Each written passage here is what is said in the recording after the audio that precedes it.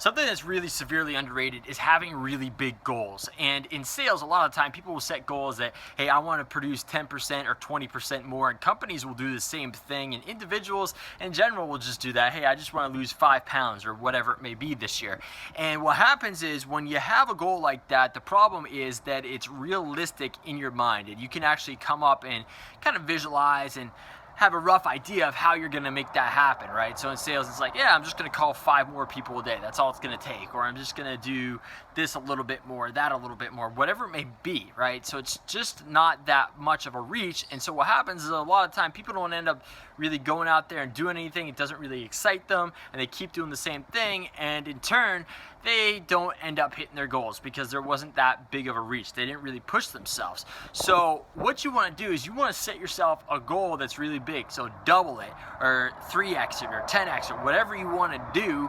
But what happens is when you set those big goals, then it's like, okay, I got to get my butt into gear. And the great thing about setting these big goals then is that you can't rely on the old ways that got you to where you are.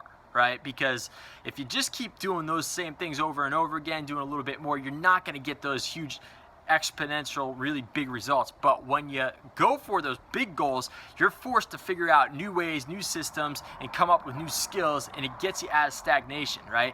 And what happens is most people will teach you how to do the exact opposite. You want your goals to be realistic, and you shouldn't go for those big things because what if you fail or whatever it may be? But it's the exact opposite of what you want to do. And one of the things I harp on a lot in these videos in my podcast is that conventional wisdom is almost always wrong, and setting realistic goals, realistic to other people, is one way that will keep you stuck. So go out there, set those big goals, and figure out how you have to go out there and get them done. It'll give you a good kick in the rear to take some action and make some things happen. So this is Kerry Sullivan with another howtokickassinsales.com tip of the day. I'll see you on the next one. Bye-bye.